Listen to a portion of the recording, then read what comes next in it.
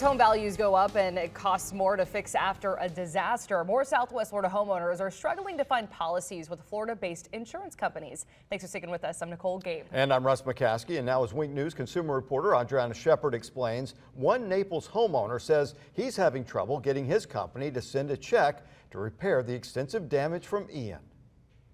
Which, as you can see, took major damage. Richard Ribolino is no stranger to loss. On September 28, 2022, he and his family were up in New Jersey. We were attending the funeral, and of course, we're watching what's going on down here with the news, and decided just to hang back. A few days later, they came back to Hurricane Ian's destruction all over Naples and all around their home. There was furniture floating. There was, a terrible, terrible odor from whatever came in here. I don't know if it was sewage or if it was just from the canal and seawater, and it was just unbearable. So of course we couldn't stay here, and we had to, evacuate the home because it was unlivable. Ribolino and the rest of his family don't live here anymore because they just can't.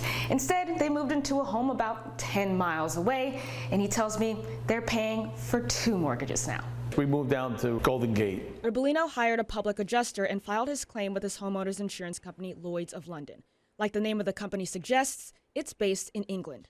Mark Friedlander with the Insurance Information Institute says they write reinsurance, which is insurance for the insurance companies, and surplus lines coverage for people around the world.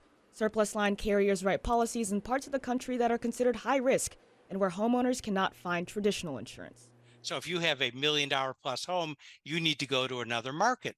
And most Florida residential insurers will not write high risk coastal homes in Florida. So you need to go to the surplus lines market. And Lloyd's is a big element of that. To repair my home here, it was over $1 million to fix.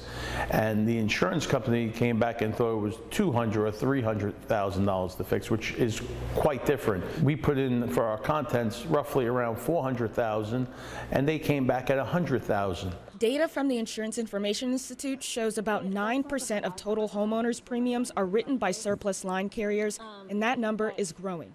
Friedlander adds Lloyd's of London is the biggest supplier in the U.S. 40% of Lloyd's total global premium is written in the U.S.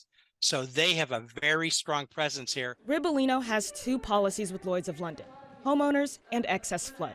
His primary flood policy is with a Florida company, but he isn't having much success getting a check from Lloyd's to fix his house. We lost everything down here. Everything was trashed from the storm. Everything got wet or damaged or broken. And now, crickets. Now they're not answering our calls. They're not answering my private adjuster. They're completely ignoring us. I reached out to Lloyd's of London to get some answers. The company told me it's, quote, not at liberty to discuss individual policies or policyholders. Ribolino hopes he'll hear from them soon so his family can move back home.